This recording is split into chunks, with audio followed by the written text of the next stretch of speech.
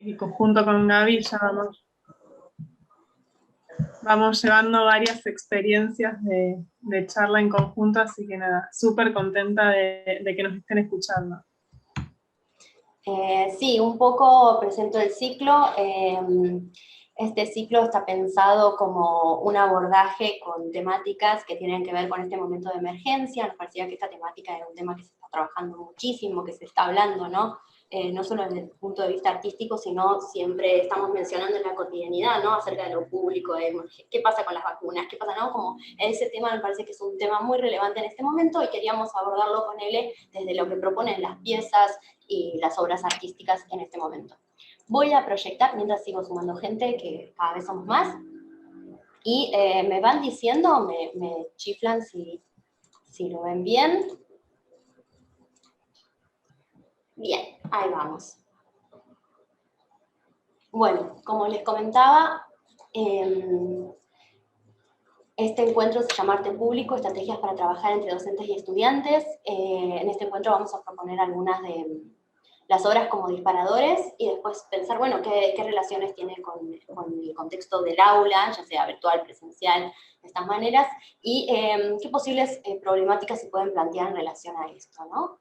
Nos gustaba la idea de contextualizar un poco. En este momento el museo está cerrado, el museo puede acercarse a ver las exposiciones, las piezas o la colección de otra manera que tiene que ver con el mundo digital, pero en primera instancia, bueno, conocer un poco de la historia del museo, que, bueno, él es como ya un especialista, con él estamos hace tiempo en el museo trabajando desde 2014 y 2015, así que presentarles un poco este espacio, ¿no? Bueno, les cuento un poco. El Museo de Arte Moderno fue creado en 1956, es un museo público actualmente perteneciente al gobierno de la ciudad de Buenos Aires, y en 1956 se creó bajo la insistencia de un gestor cultural, crítico de arte, que se llamaba Rafael Esquirru, que él tenía mucha relación con los artistas de la época de la ciudad, y él era muy insistente, y tras esta insistencia, el gobierno de la ciudad le abrió a través de un decreto el Museo de Arte Moderno de la ciudad de Buenos Aires. Lo paradigmático de esta historia es que, ahí vemos el decreto, esta institución en una primera instancia no tenía sede ni colección de arte.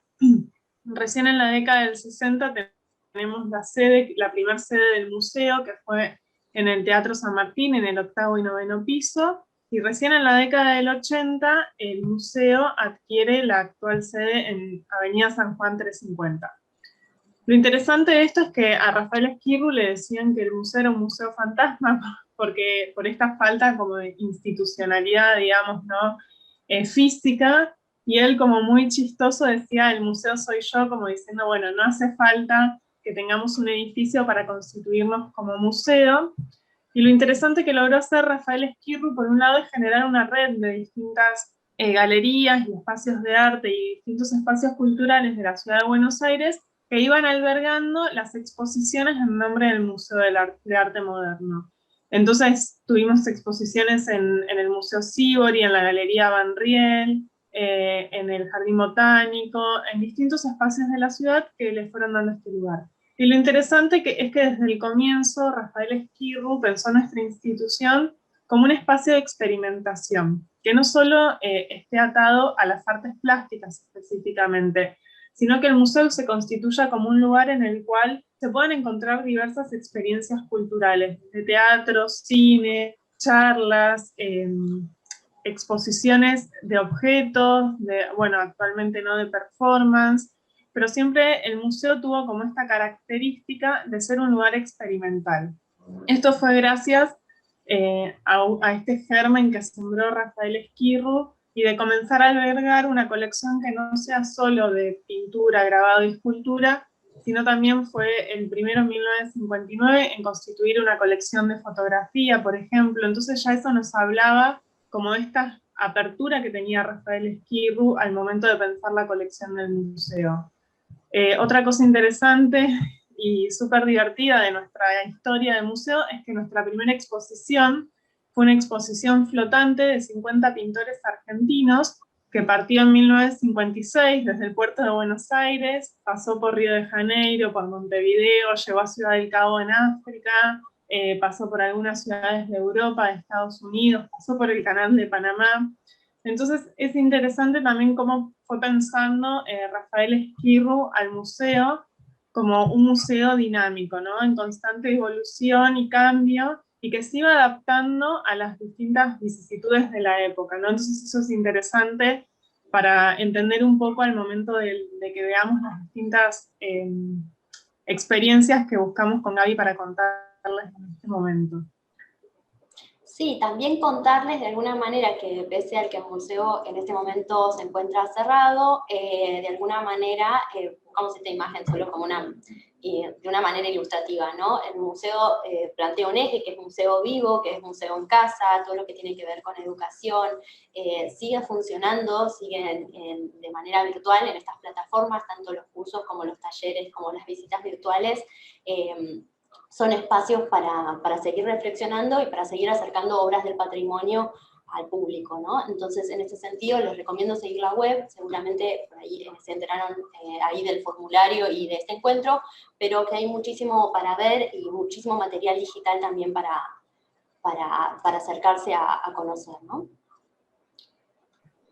Y bueno, empezamos con una pregunta, que creo que es la mejor manera de conocernos. ¿Qué experiencias artísticas viven o vivimos, digamos, en este momento en la vía pública? ¿Cuáles pueden mencionar? Pueden comentar en el chat o pueden directamente abrir el micrófono y comentar.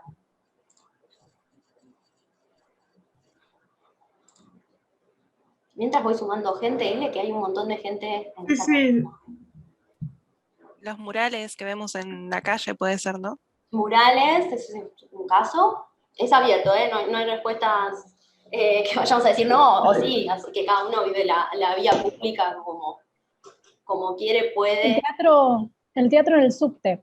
El teatro en el subte, gracias Soli, perfecto, reconocida voz, no te puedo ver, pero sé que es tu voz. Sí, exactamente. ¿Qué otro ejemplo?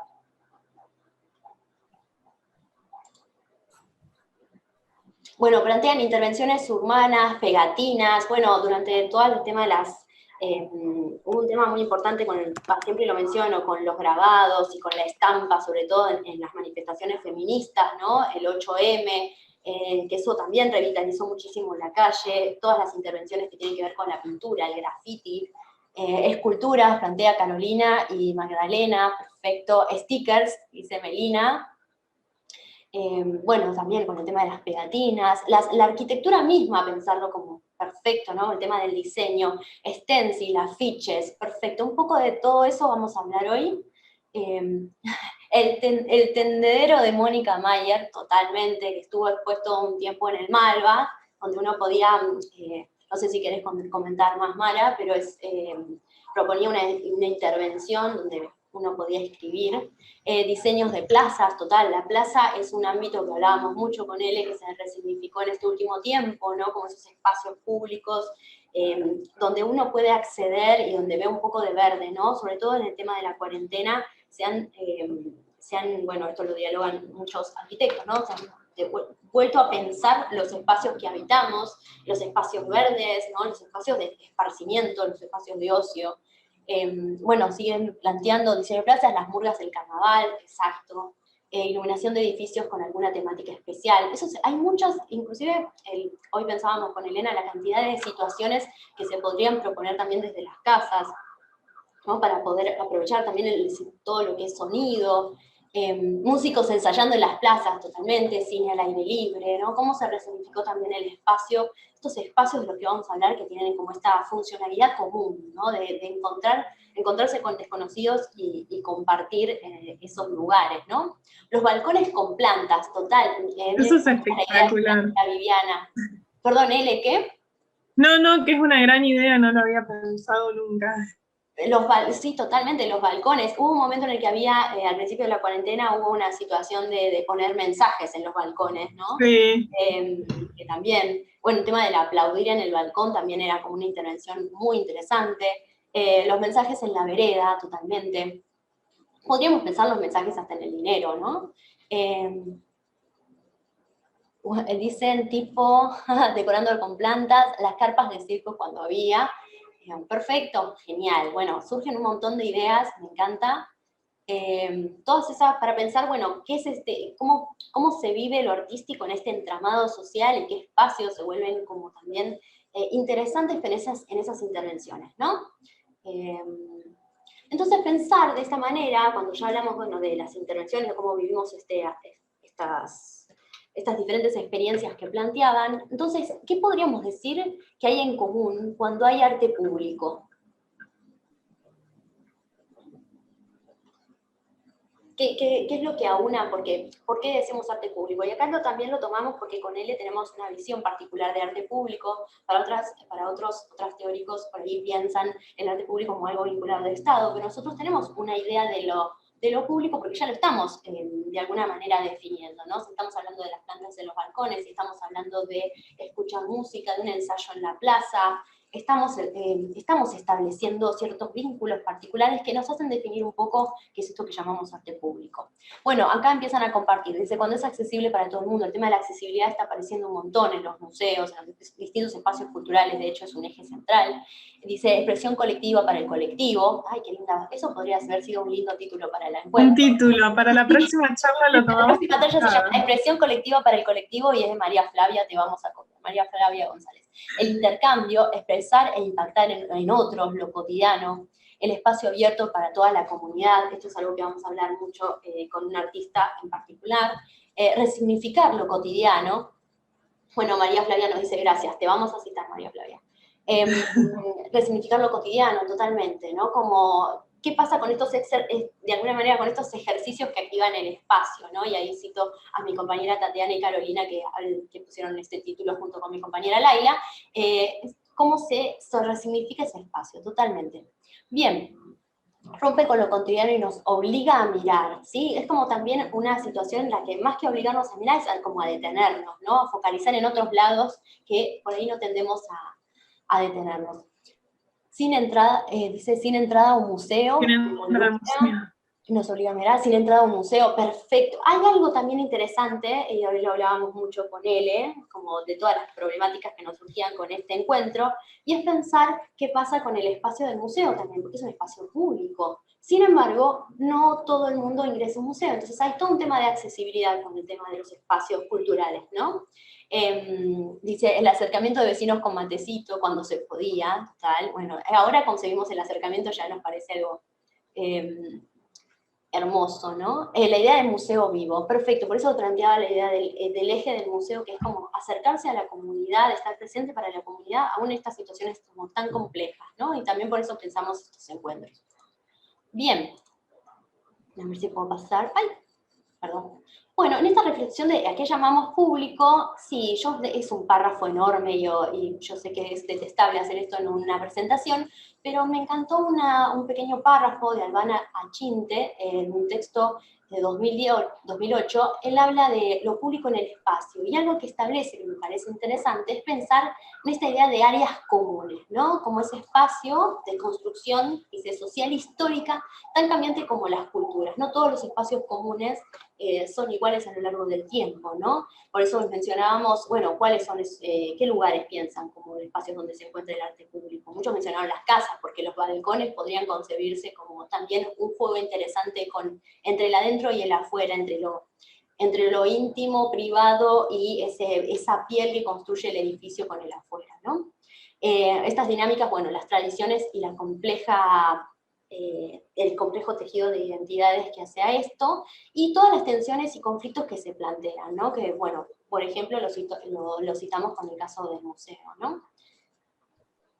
Y tenemos un caso que nos parecía interesante para traerlo, para compartirlo, en este tema de, bueno, qué pasa con las obras en las calles, qué pasa con las intervenciones, y pensar las intervenciones en el espacio. Esta es una obra, una exposición de escultura contemporánea que hizo la Sociedad Argentina de Plásticos en 1959, y mientras voy sumando gente, y nos parecía interesante traerla porque justamente era como poner al aire libre la idea de sacar las esculturas, en este caso, pero sacar la colección para que sea accesible fuera del museo, ¿no? Eso también como un punto que nos parecía interesante para ver cómo ese patrimonio se hace presente en otros espacios, ¿no? Porque también es para pensar qué hace que un patrimonio sea tal, qué hace que un museo sea tal. ¿Es solo el edificio? ¿Es la colección? ¿No? Como Y pensar también, Gaby, un poco me parece que esta primera reflexión va en relación a lo que planteábamos al comienzo de la historia del museo, porque acá esta expo particularmente fue cuando el museo no tenía sede, y es algo que va a regir como a lo largo de toda la charla que pensamos con Gaby, ¿no? ¿Cuáles son estas experiencias que cuando está imposibilitado el acceso adentro de la institución, el museo busca salir a la calle y generar otro contacto, y qué tipos de reflexiones se generan en torno a esto? totalmente, totalmente. Sobre todo en un momento en el que, bueno, estamos en la situación en que los espacios están cerrados, bueno, cómo se podría pensar otras posibilidades más allá de lo digital para que el arte se pudiera acercar, ¿no? Al menos el arte en el sentido de la colección que se encuentra en ciertos espacios culturales, ¿no? Cómo se podrían resignificar esas piezas y cómo cobran sentido cuando se encuentran frente al público, ¿no? Tener una colección cerrada, sin acceso, no tendría sentido. En este punto, voy poniéndote L. Bueno, Sí. acá les presentamos esta exposición que a mí me gusta mucho, se llamó 18 esculturas para la ciudad, se realizó en 1978, Guillermo Whitelaw, que era el director de ese momento, convocó a Ennio Iommi, que es un artista plástico, a que convoca a 18 escultores para que realicen esculturas en la vía pública. Esto nos parecía como interesante traerlo, y es como una de las primeras reflexiones que comienza a aparecer en el museo de cómo se establece esta relación entre las obras de arte y los espectadores. Y un poco lo que planteaba Whitelaw cuando comienza a pensar esta exposición es de decir, bueno, Buenos Aires era como una gran ciudad, como cosmopolita, como grandes ciudades que hay en el mundo, entonces dice que esta ciudad tendría que ofrecerle a sus transeúntes esta posibilidad de enfrentarse con propuestas diferentes a los cánones tradicionales. Un poco acá la reflexión que estaba haciendo Whitelaw era decir, bueno, nosotros cuando estamos en la vía pública, por lo general pensamos en una escultura y decimos, bueno, una escultura es un monumento a algún prócer o a alguna situación histórica en particular, ¿no? ¿Qué pasa cuando se pone en tensión y la escultura nos plantea como una reflexión en torno a lo artístico particularmente? Y ahí es cuando Whitelaw, con los artistas que convoca, lo que busca es reflexionar de eso, decir, bueno, ¿qué pasa si una escultura que tradicionalmente pensamos que debería estar en el interior de un museo aparece en la calle Florida? Porque estas esculturas aparecieron en toda la calle Florida, con lo cual también era como muy interesante, porque es un espacio que es súper transitado de la ciudad, y de cómo se comienza a generar estas relaciones entre el público que en este lugar como que está transitando en una manera como espontánea, no es que va a ese lugar específicamente a ver estas esculturas, y cuál es la reacción que tienen. Particularmente les trajimos una imagen de esta obra de Víctor Gripo, que Víctor Gripo realiza un homenaje a los escultores. Lo que él hace es trabajar con cemento, hace esta pila de cemento y barro y le incrusta distintos elementos que se utilizan para la construcción. Acá vemos un martillo, por ejemplo, pero había palitas de albañil, baldes, estaban todos incrustados. Entonces también acá lo que se pone en tensión es como la perdurabilidad de esta obra, ¿no? Porque nosotros pensamos y decimos, bueno, una obra de arte que pertenece al patrimonio de un museo tiene que durar para siempre, ¿no? Y acá se está poniendo otro punto en cuestión, que es decir, bueno, hay una escultura en la vía pública que está hecha de materiales que podemos decir que son percederos, que se destruyen, que si nosotros hubiéramos querido sacar esta escultura en 1978, se iba a romper porque estaba instalada directamente al piso de la calle Florida, ¿no? Entonces también cómo los artistas van generando como distintas reflexiones y van como incorporando nuevos puntos de reflexión. Distinto de la otra obra que vemos acá, la de Libero Badi, que esta obra, bueno, se llama El Alma, Y fíjense cómo está expuesta, ¿no? La solución que encuentra el artista para que esta obra no se dañe por la lluvia, por el paso del tiempo, en este evento de las 18 esculturas, es ponerle una caja de acrílico para que perdure, digamos, lo que él llamaba que era la obra de arte principal de esta escultura. Y vemos cómo está expuesta, o bueno, está expuesta actualmente en la sala del museo, ¿no? Que se tomó la decisión de sacarle la caja de acrílica porque entendíamos que era una cuestión de protección, y cómo también cambia, ¿no?, esa situación. Si yo me encuentro con esta escultura de Libero Badi en la calle Florida, voy a tener una reflexión, y si me encuentro dentro de las salas del museo, que está en diálogo con otras obras del museo, voy a reflexionar cuestiones diferentes, más en torno como esta historiografía del arte que planteaba la Expo de Patrimonio, ¿no?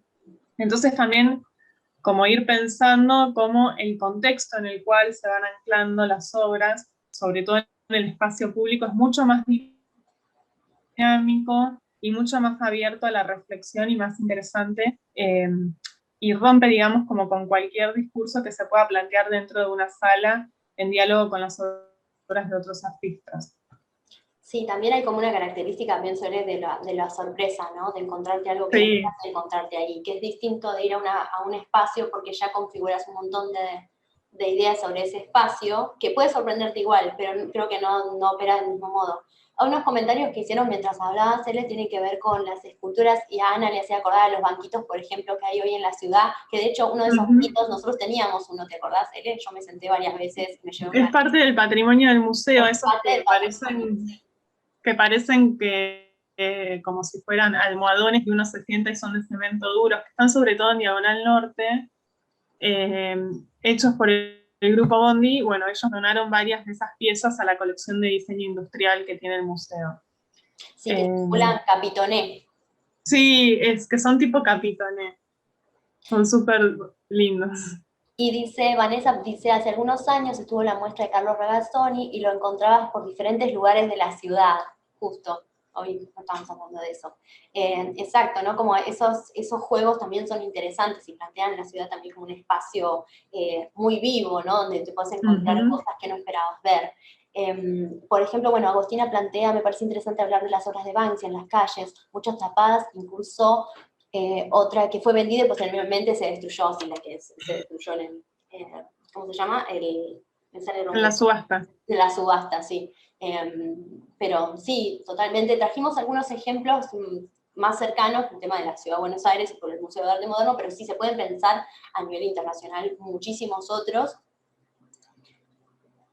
Y por ejemplo, no sé si conocen este proyecto, es un proyecto que nos gusta citar mucho en educación.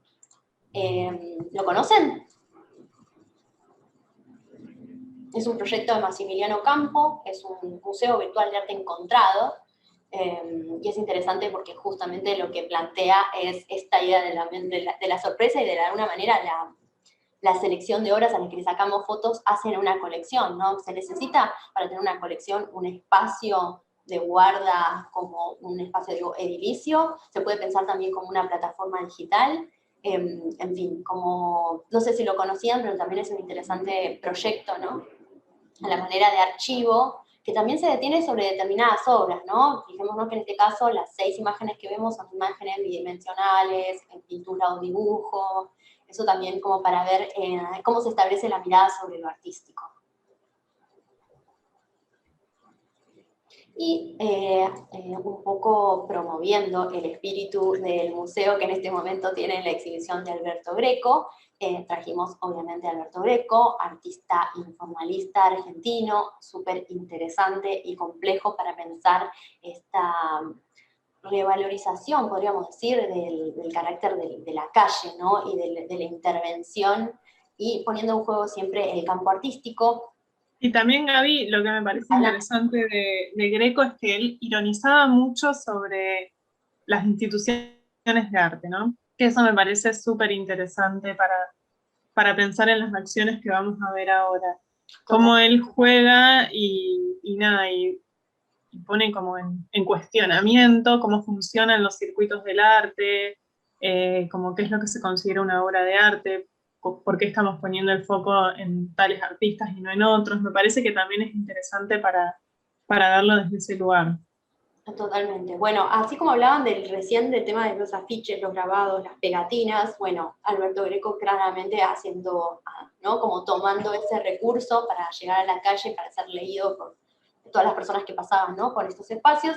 Y también esto que dice él de la ironía y de cierto carácter como hasta, ¿no? Como, no burlón, pero sí como jugando, ¿no? con el humor, ¿no? En ese sentido, como el humor, dice Alberto Greco, qué grande sos, ¿no? Como también jugando con la figura del artista, algo que es central, sobre todo en las décadas 60, 70, 80 en nuestro país, y que va a ser como totalmente, siempre reconfigurado en el campo artístico contemporáneo, ¿no? Por ejemplo, empiezan a aparecer los Vigodito, estas fueron experiencias, en este caso, bueno, en el 62, él estaba marcando, haciendo un señalamiento, lo interesante es como propone él, de esto de la puesta en crisis, o de observar, o detenerse, o hacer foco en algo, tiene que ver con ese señalamiento que nos hace pensar, bueno, ¿cuándo hay arte, o qué cosas se definen como lo artístico, qué cosas quedan fuera en ese juego del cuándo? Así un poco citando a Nelson Goodman, y en estos señalamientos también el valor que tiene la fotografía, un cierto carácter de archivo, así como veíamos en el Museo Virtual de Arte Encontrado, ¿no? También hay muchas de las obras de Alberto Greco que tenemos ese archivo fotográfico, y muchas que se convierten en casi una historia que uno cuenta, ¿no? Pasa lo mismo con Peralta Ramos. Y esto como particularmente esta, que él como que piensa esta idea de bigodito, del arte como vivo, y esta capacidad del artista de hacer estos señalamientos y de marcar dónde hay arte y dónde no. El primero que él realiza es con Alberto Heredia, ¿no? Esta persona que está de pie es Alberto Heredia, que era otro gran artista plástico argentino, ¿no? Entonces también ahí es divertido pensar cómo juega Alberto Greco en decir, bueno, un artista plástico también se puede como constituir como una obra de arte, es como irónico, y también nos lleva a reflexionar sobre qué es una obra de arte, ¿no? Cómo se constituye, y esto que dice Gaby como de lo efímero también es súper interesante en la obra de Greco. Totalmente. Bueno, hay unos comentarios que quiero retomar. Bueno, Magdalena dice no, quiero ver a qué te está diciendo no, y a ver si también te invito a intervenir. Y dice, los bancos de Diana Cabeza son piezas de arte, además de asientos públicos. Total, porque ahí se empieza a jugar, se pone en crisis, en realidad en el arte contemporáneo, las diferencias entre artesanía, diseño, arte, arquitectura, ¿no? Como todas esas catalogaciones son las que se van digamos, a atravesar. Bueno, Marcos plantea desafiante en el humor, total, eso es lo que quería decir, desafiante, gracias por la palabra, Marcos. Y bueno, Fabiana también propone hasta las marquesinas de los teatros. Bueno, vamos a hablar también del tema de los teatros y cómo aparecen en algunos casos. Otro ejemplo, otro Vigodito en Piedra Laves, igual en el pueblo en España, también de la década del 60, en lo que hace es como circunscribir el pueblo y declararlo como obra, y lo interesante es también el rol que tiene la comunidad en este caso, ¿no? También como que define, podemos pensar hasta los puntos limítrofes, ¿no? En esa catalogación. Y cómo, de alguna manera, esa comunidad no es un espectador que solo observa, sino que también forma parte de la obra. Y esto, en lo que de alguna manera presentábamos hoy con él, tenía mucha relevancia, porque es como la idea de un público que está totalmente activo en el sentido de caminando, realizando otra actividad, que se detiene, ¿no? Como en ese punto. Digo, más allá de la contemplación y del pensamiento frente a la obra, sino también esta idea de la sorpresa, de la incertidumbre, de encontrarse trabajando en un tejido colectivo de repente en una obra, ¿no? Bueno, Nobleza Obliga, traemos la vista de sala de exposición Alberto Greco, qué grande sos, una exhibición que se inauguró a días de que se cerrara el museo, así que así como está impecable en el espacio del museo, lo que vemos en este caso es como las piezas más informalistas, ¿no? Que trabajaban con distintos materiales. Esto para que vean también la beta de la parte como de la pintura, de la materia, de la textura que se plantea en Alberto Greco. y porque de alguna manera se hace público a partir de traerlo en las visitas virtuales, en los cursos, en los talleres, porque nada, si no, estaría ahí cerrado, no podríamos verlo, o a partir de los materiales y los contenidos digitales que se proponen, ¿no?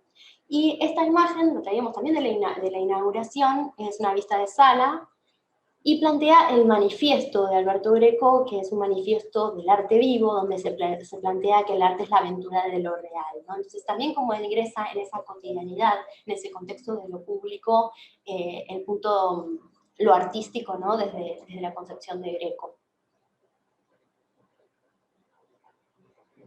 Bueno, y les trajimos la fachada por algo particular. No sé si me faltó mencionar algo de Greco, L, creo que no. No, de Greco creo que barrimos todo el tipo de producción y dimos un puntapié inicial de varias de sus reflexiones en torno al arte, la experimentación matérica que veíamos en las últimas obras que están expuestas. Bueno, y no dejarlos de invitar a la exposición cuando ahora, porque quedó muy linda, la verdad. Sí, total, total. Propone, la verdad que propone ver distintas obras, pero también una relación muy, muy cercana con los objetos, ¿no? Eso también es como súper interesante. Y hay unos comentarios. A ver el chat, perdón, mientras voy viendo. Decíamos que no conocíamos el Museo Virtual de Arte Encontrado. Muy buen proyecto, exacto. Me parece que es un súper archi mega recurso para trabajar en aulas virtuales o en aulas de manera presencial. Me parece que es un trabajo súper interesante para trabajar desde la docencia, porque en un momento en el cual no podemos, por ciertos momentos, no sé cómo va a operar ahora, se cierra, se abre, pero cómo podría operar esto de pensar un museo colectivo del aula, del equipo docente o del equipo de estudiantes, ¿no? Como de esta manera de lo que se encuentra, de las reflexiones que hay en lo cotidiano. Creo que propone algo como, también hay un juego con cierto carácter de lo inmaterial de la colección que está buenísimo, ¿no? Bueno, justo ayer Elena estaba en una charla de Collective Access, que también es muy interesante para pensar qué pasa con el patrimonio y cómo uno se puede acercar a ese patrimonio, ¿no? Después les contamos bien, pero el Collective Access, ya que habló Gaby, es como el software de gestión de colecciones, como donde nosotros almacenamos toda la información de nuestro patrimonio para que cuando ustedes puedan entrar a la página web del museo puedan hacer una búsqueda y encontrar cuáles son las obras de Alberto Greco que pertenecen al patrimonio, o conocer, bueno, cuáles son las obras de otros artistas que formaron parte de las exposiciones al aire libre. O sea, este software nos permite toda esta visualización y se hizo un trabajo muy fuerte que nos vino bárbaro para este momento de pandemia extendida, para que todos los públicos del museo tengan acceso sobre todo a la colección del museo. Nos parecía súper importante. Totalmente, totalmente. Bueno, por eso digo que me parece que tiene distintas caras, no solo el pensar como la pieza en un espacio de carácter más público, donde hay más intercambios, sino también pensar la pieza como se puede vislumbrar desde otros planos, ¿no? Como lo digital. Y cómo es importante que esté de alguna manera en algún archivo para poder acercarnos, ¿no? Conocerla. Alguien preguntaba recién por cómo se llamaba esta pieza, tiene el nombre arriba, no sé si se corta, Alberto Greco, Vigodito Piedralabes, es una obra de 1963. Lo que hizo Alberto Greco es como toda esta serie, digamos, de obras que él pensó bajo el manifiesto del Vigodito, es titularlas de la misma manera, y lo que fue haciendo por ahí es hacer mención al lugar físico donde estaba sucediendo, por ejemplo, Piedralabes, y así cuando va cambiando de locación, la parte esa que cambia del título, digamos, como lo que nos está dando de referencia de que se encuentra en un nuevo lugar. Total. Y volvemos a la fachada de, no sé si conocen el edificio del Museo de Arte Moderno, es un edificio que cuesta no detenerse a verlo porque es muy grande, es una fachada, la verdad que hermosa, es una antigua fábrica de cigarrillos, los cigarrillos Nobleza Picardo, de hecho por eso tiene el pequeño relieve al comienzo de su puerta y en las ventanas que dice 43, de cigarrillos 4370. Y en este caso lo que vamos a ver es que hay una intervención. Si alguna vez fueron o pasaron por el lado, van a ver que hay algo distinto de otras veces, y es la pintura mural, ¿sí? Esta pintura que vemos al costado, alguien había mencionado hace un ratito, no recién, hace un ratito alguien había mencionado el tema de los murales, bueno, también, ¿qué rol cumplen los murales? Bueno, conocemos mucho de los murales por el muralismo mexicano y toda la relación que plantean con la sociedad de la época y todas las puestas en crisis que hacen con el arte tradicional, etcétera. Pero pensar, bueno, ¿qué pasa en el Museo de Arte Moderno en esta instancia en la que, en un momento en el que el museo se encuentra cerrado, pareciera que las pinturas no salen a la calle o buscan expresarse de otra manera? Esta es una obra de Lian Chali, un artista muy joven, ¿sí? Y él trabaja sobre todo con colores muy saturados, muy fuertes, que de alguna manera lo que plantea él es que son como estos puntos que evidencian, digamos, el carácter gris de la ciudad, ¿no? Como una ciudad normativa. Entonces esos puntos como marcan como ciertos focos. Acá hice una cita, no es una cita nuestra de Eleni mía, es, digamos, el párrafo de la curaduría que se encuentra en la web, que plantea justamente de desafiar los tiempos actuales, ¿no? Y proponer esto de recuperar las relaciones entre las instituciones y las comunidades. Es una obra que se llama Plano Inesperado, y invita de una manera como imaginativa a pensar estas ciudades vibrantes, ¿no? Como volver a redistribuir los modos de estar y de compartir el espacio público, ¿no? Es un artista que él menciona en varias de las entrevistas, ahora en un ratito, si quieren se las paso, plantea justamente esto de, a él no le interesa que haya una representación realista de de ese activismo que propone, sino que aparezca de una manera como más metafórica, ¿no? Y que plantee otros puntos de vista. Y en este sentido también traigo a un autor de un texto que se titula Volverse Público, que plantea que en la actualidad el público democrático tiene también este deseo de encontrarse representaciones de asuntos, temas, controversias políticas, debates, ¿no? Y aspiraciones sociales de la vida cotidiana. Y eso también creo que es muy evidente también en redes o en plataformas como Facebook e Instagram, ¿no? En un momento en el cual todos estamos volcando ahí contenido, por decirlo de algún modo, de reflexiones, de pensamientos, etc. Bueno, esta también, una exhibición que plantea esta piel que decían, recién mencionaba el tema de los balcones, y me parece que también va muy en relación, ¿no? Podemos pensarlo como los balcones también del museo. Del museo. Totalmente, y bueno, uno se encuentra, más allá de que vos quisiste entrar o no al museo, es una pieza que no podés dejar de ver, ¿no? Pero focalizando en ella o no podés dejar de verla.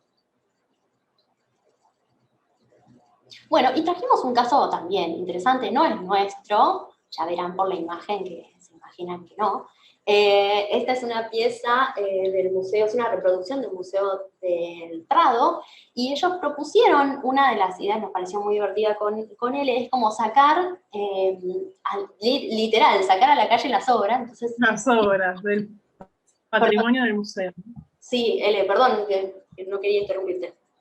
No, como que lo interesante es que la obra de Chali, por ejemplo, es una obra que él produce en torno a una reflexión que él está haciendo del contexto de la ciudad particularmente, y lo que hace acá el Museo del Prado interesante es que saca como la obra del patrimonio del museo a la calle, ¿no? Un poco está haciendo relación con lo que veíamos antes de la exposición de las 18 esculturas para la ciudad. Igual como con un cambio porque estas son ploteos, no es la obra original. Claro, también pero para bueno, dar ese carácter de lo aurático, ¿no? De tener que ver claro, la obra, pero de alguna manera lo que hace es como presenta qué es lo que tiene en su interior, ¿no? Eso también es algo interesante para visibilizar el archivo. Y ahora vamos a ver también cómo el Museo de Arte Moderno propone también visibilizar ese lugar, ¿no? Bueno, más imágenes que nos parecían como muy divertidas, esta idea de no sacarlo afuera. Y también presentar otro caso, también muy vinculado, en este caso, a la Ditela, que alguien había mencionado, esto de los teatros, de las fachadas, de los carteles. Bueno, también el por qué son tan geniales, en el que están Jiménez, Sobio y Esquirru, una obra del 65, es el diseño gráfico que se encuentra en la colección de diseño gráfico que se encuentra en el Museo de Arte Moderno, pero que también pudimos ver expuesta, en este caso también en la calle, y cómo esto se reconfigura, ¿no? Como cómo también se juega en esta idea del diseño y la obra, cómo se pone en jaque. El Museo de Arte Moderno tiene ¿qué cantidad? Una gran cantidad de Tiene diseño gráfico. 3.500 piezas de diseño gráfico, o sea, somos uno de los museos públicos con una colección específica de diseño gráfico industrial, y la colección de diseño gráfico es súper amplia. Tiene un montón de piezas, sobre todo de Edgardo Jiménez, y lo interesante como esta colección es que también da cuenta un poco de la actividad cultural de la ciudad de Buenos Aires en la década del 60 y 70, sobre todo, que fue como este boom del diseño gráfico, donde muchos artistas plásticos comenzaron a producir obras de diseño gráfico, ¿no? Como modo de subsistencia. Entonces hay piezas súper interesantes donde Edgardo Jiménez, por ejemplo, hace el afiche para la publicidad de la muestra de Narcisa Hirsch, ¿no? Entonces se encuentran como esos diálogos entre artistas que es muy interesante. Y particularmente, bueno, esta pieza de Por qué son tan geniales fue concebida como una obra de arte, ¿no? No como un afiche que esté hablando sobre una exposición particularmente, porque lo que hacen estos artistas, como un poco poniendo en conflicto todo lo que había sido el surgimiento de los medios de comunicación masivos en la década del 60, es como decir, bueno, cómo estos medios de comunicación nos setean ciertas imágenes que nosotros tenemos que seguir, e imitar. Entonces ellos dicen, bueno, ¿por qué estos tres artistas son tan geniales? ¿No? Un poco poniendo en cuestionamiento cuál sería la imagen del artista cool, por así decirlo, de la década del 60, y cuál es la imagen que tendrían que estar dando y que otros artistas deberían imitar, ¿no? Y hacen esta... Y ¿Cómo, Gaby? pienso que está completamente en vínculo lo que estás diciendo con Alberto Greco, qué grande sos, también, ¿no? Totalmente, ¿no? Bueno, y bastante en paralelo los dos estuvieron o sea, estas dos acciones se fueron dando. Y lo que tiene ahí como de interesante en este punto es que, por un lado, es la obra original es la que vemos acá en la marquesina, que está sobre lo que fue el Instituto de Itela en la década del 60, que fue un espacio de experimentación súper interesante, porque el Ditela se constituyó como un lugar para las artes visuales, digamos, ¿no? Pero con la premisa es que no podían estar, o sea, no debían exponerse, o las propuestas que se presentaban no tenían que ser como bidimensionales, por así decirlo. No eran cuadros, no eran esculturas, sino que eran más experiencias como de reflexión y rupturistas que no habían estado sucediendo hasta ese momento, por lo menos en la ciudad de Buenos Aires. Y estos tres artistas hacen esta marquesina cerca del espacio de Itela, en el contexto de una muestra particularmente que ponía en cuestionamiento los medios de comunicación masivos, y después hacen estos pequeños afiches que estaban por toda la ciudad, y uno de ellos es el que forma parte hoy en día de la colección del museo, y que de hecho quedó expuesto en la sala de patrimonio. Está colgado ahora.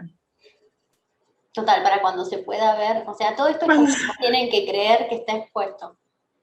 Totalmente.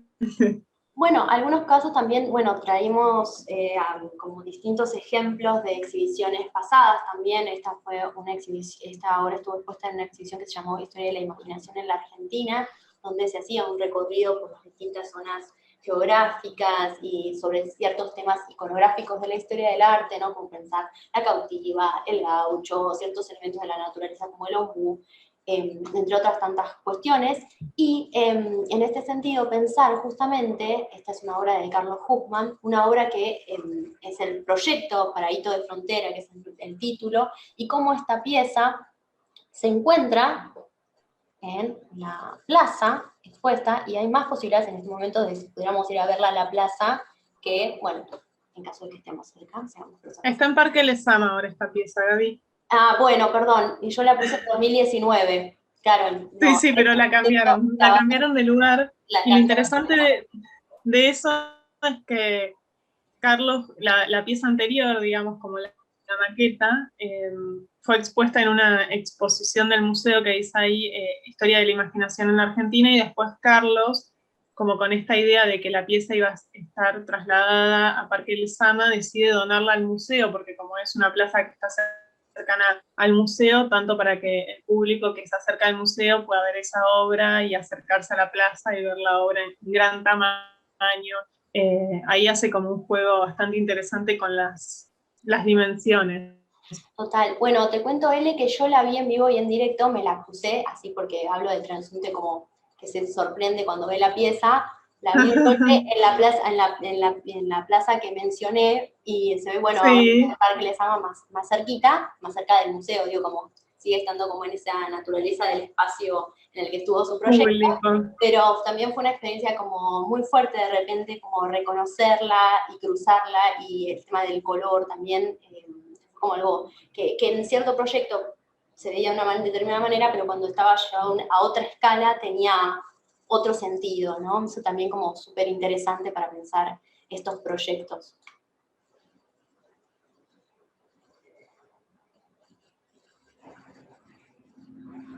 Bueno, y también Gaby es un poco, viene como en relación a lo que veníamos hablando al comienzo, ¿no? Esta idea de decir qué es lo que nosotros esperamos encontrarnos en la vía pública cuando pensamos en una escultura, ¿no?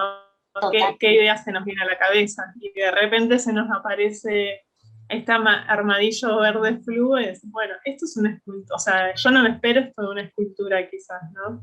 Sí, Eh, saliendo un poco de la idea de monumento en las plazas, ¿no? Como esta idea total, figurativa del héroe a caballo, la figura ecuestre, o ciertas imágenes comunes, ¿no? Como tradicionales, ¿no? Como muy tradicionales, entonces de repente el color, el material, ¿no? Como el auto volteado en el lugar en el que lo encontré encima me parecía como algo muy interesante para pensar estas relaciones con el afuera, ¿no? De lo que uno espera encontrarse. Entonces, haciendo alusión a lo que mencionaba Cele de las esculturas, ¿no? Al aire libre, también pensar qué pasa con esto, ¿no? Al día de hoy. Y otro tema que queríamos traer, que lo mencionamos, pero nos parecía central, es pensar, bueno, ¿qué pasa hoy con las exhibiciones en un momento en el que el edificio, no el museo, el edificio en realidad se encuentra cerrado al público, ¿no? Entonces, el tema de la web cobró muchísimo significado, cosas que se estaban tramitando eh, para pensar lo virtual, de repente con la situación de la cuarentena se volvió una necesidad primaria, ¿no? Como volver a, que toda nuestra información teníamos que aparecer ahí, todos los contenidos digitales tenían que aparecer, cómo relacionarse con un público también de docentes y estudiantes. Entonces, fue una nueva plataforma que se fue gestando, de hecho tuvimos inauguraciones virtuales también, como es este caso, el caso de Nicanor Araos, y pensar, bueno, como esto como una plataforma también para acercarse al patrimonio y a las actividades que plantea el museo. Y acá está L, que la traje, que me encanta cómo cuando sale tenía pelo corto antes de la cuarentena. me encanta de esta foto, que es la colección del museo, el catálogo online, ¿no? Como que es un catálogo que se encuentra a disposición donde se pueden ver las piezas de la colección.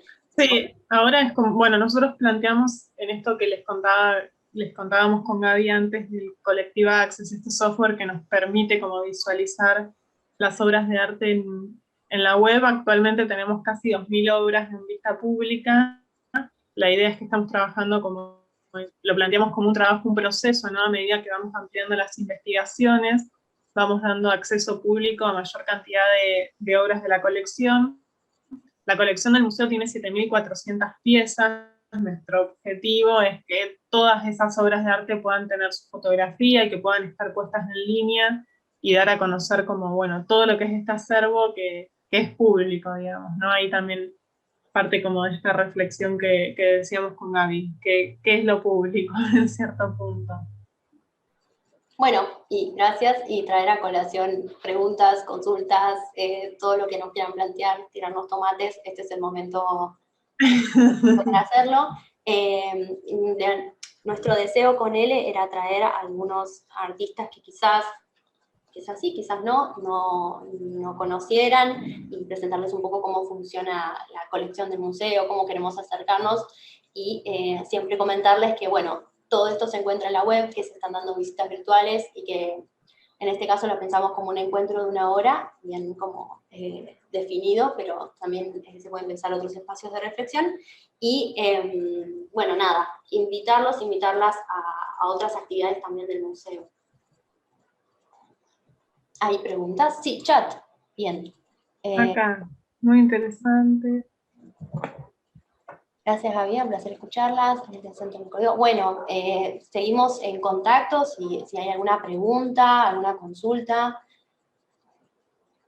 Ya me dan ganas de visitar la web y ojalá pronto el museo. Sí, totalmente. Ojalá todo mejore y estemos en situación de encontrarnos. Y ya saben que, bueno, tienen dos referentes, tanto Ele como yo vamos a estar ahí para lo que necesiten. Y la idea es también que el museo sea cercano, así que nos pueden escribir. Y les paso el mail para que nos escriban si se quedaron con alguna consulta, si no se animaron ahora, o si quieren acercarse al museo desde una visita virtual o como...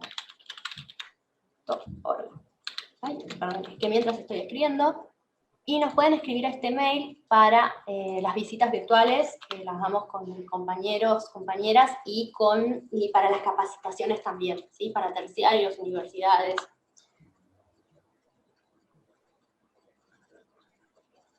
Bueno, me alegro que lo hayan disfrutado. Si no hay alguna consulta, pregunta, nos quedamos un ratito igual, por si alguien no se anima ahora. Ah, hice el curso de moda en el museo, yo lo gestioné a ese curso. Qué bueno que lo hayas disfrutado, sí, con Victoria Lescano. Y después estuvo uno con Daniela Lucena y con Laura Zambini. Muchas gracias, nos mandan, bueno, no sé si lo puedes ver, Ele, nos mandan besitos. Nos mandan saludos. Sí, gracias. Bueno, gracias por habernos escuchado, por haberse tomado la tarde del jueves para escuchar lo que teníamos para contarles con Gaby. Gaby, esto es una serie de charlas, preguntan. Sí, es un ciclo de charlas, ahora estamos pensando en... Había dos ciclos de charlas, que son La palabra en acción, que piensa relaciones siempre con el arte contemporáneo y las piezas del museo. Después está Conexiones infinitas, que siempre es en relación a distintas disciplinas de la currícula escolar, la relación arte-literatura, arte-biología, arte-matemática, etc. Y estamos inaugurando con esta charla un nuevo encuentro que tiene que ver con el contexto, arte en contexto, ¿no? En esta situación de emergencia. Por eso pensamos el tema de lo público como tema central. Después se van a abordar otras temáticas, así que son charlas que se van a estar dando por mes. Hay dos más, una de ellas que está vinculada a la educación sexual integral en la virtualidad, porque hay una jornada EMI vinculada a eso, y siempre estamos en relación con docencia, y otro caso que va a haber vinculado específicamente a todas las problemáticas que plantea el arte contemporáneo de la mano de Sergio Mollinedo. Así que una de ellas va a ser el martes 15 de junio y la otra el 24 de junio. Después les pasamos toda la información a los mails que nos compartieron para poder inscribirse. Bueno, Patricio, muchas gracias. Estamos tratando de llegar a todos lados. Dice, para los que vivimos un poco más lejos, este tipo de charlas resultan muy interesantes. Bueno, estamos en un gran proceso junto al equipo educativo de acercarnos a otros espacios que era imposible en otro momento y en este momento se plantea como el ideal, ¿no? Mis preguntas, perdón, Camila, no te vi las preguntas porque seguimos... No aparecieron, me parece. Camila pregunta, ¿cómo fue el proceso de elección del artista de la fachada, Elian Chali? Hay un equipo curatorial, un departamento de curaduría que se encarga de hacer una selección de los artistas y las piezas que se presentan. En este caso fue curada por Carla Barbero. Elian Chali es una artista cordobés, igual que también que la curadora. Hay también todo un tema vinculado a acercarse, ¿no? Como salir de artistas solamente de la Ciudad de Buenos Aires y, ¿no? Como un deseo más federal. Entonces, creo que eso también fue un punto muy importante en esa cuestión. Y ese es un proceso que lleva a cabo el área de curaduría. Que podríamos pensar un encuentro también, así como pensamos un encuentro con patrimonio, que es el caso con Elena, podríamos pensar también un encuentro de curaduría de cómo se dan estas situaciones para las exhibiciones. Creo que ahí Camila contesté un poco la pregunta. Elian Chali, les paso ahora, si tengo un ratito, les paso o al mail, después les pasamos información de las distintas entrevistas, las pueden encontrar igual googleándolo. Es súper interesante lo que plantea él. Él tiene una displasia ósea, entonces plantea también las relaciones entre la cuarentena y qué es lo que pasa con los cuerpos que en general no son visibles o no les es accesible la ciudad. Entonces creo que tiene una forma de un acercamiento muy interesante, también desde el mural, ¿no? También pensando en los tamaños. Para la niñez, sí, hay talleres, hay cursos para niñez y hay visitas virtuales también al museo, que nos pueden escribir a educación@museo moderno para acercarse y reservar turno, podríamos decir fecha. Ya les escribo el nombre y con esto, si no hay más consultas, nos vemos en el próximo encuentro, los próximos encuentros de junio. Muchas gracias. Chao, muchas gracias. Hasta luego. Gracias por Que tengan el un hermoso fin de día. Muchísimas gracias, hasta luego. Chao, hasta luego. Chao, gracias.